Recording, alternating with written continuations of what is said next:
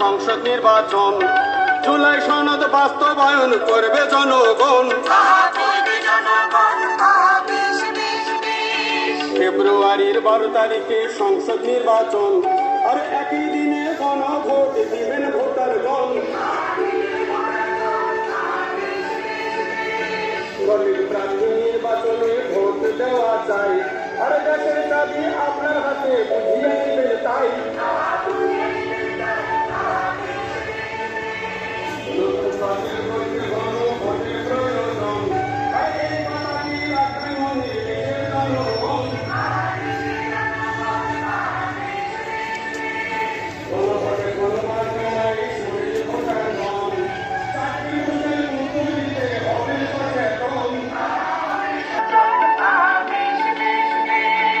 জাতীয় সংসদ নির্বাচনে শোনেন ভোটারগণ, হ্যাঁ অথবা না ভোট দিয়ে করবেন নির্বাচন।